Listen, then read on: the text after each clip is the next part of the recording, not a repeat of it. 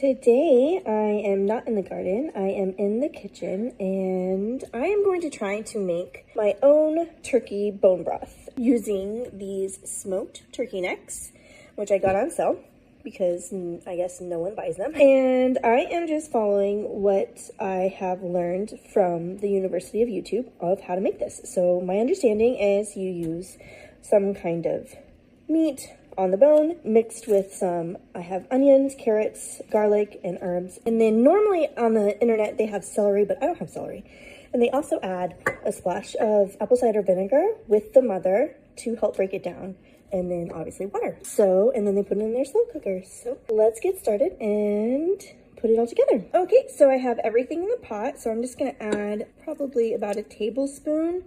I might have been a little more of apple cider vinegar. And then I'm gonna add, and then I'm supposed to, according, again, what I've looked online, cover it with water. So let's see. All right, we'll check in later. Okay, so it's been about 9.5 hours. I left it on a little bit longer just because I got busy doing other things.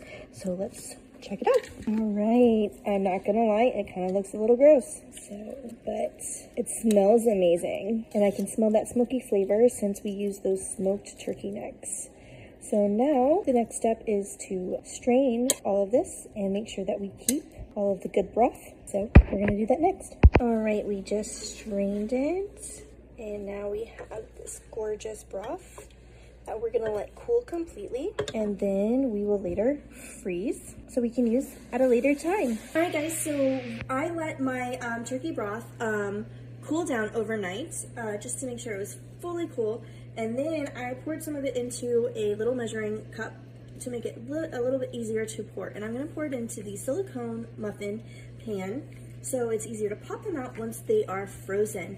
And I did measure this. This is about a third cup. It holds about a third cup, so in case when you're making a recipe, you know the size. And then we're just gonna pour it in here. We're gonna pop it in the freezer, and then once it freezes completely, we will store it in a freezer safe bag, and we'll have it ready for our soup bases or whatever we need some turkey broth for. Gravy, it is so full of flavor, and we made it from home using our food scraps. All right guys, we're gonna just finish this up and put it in the freezer.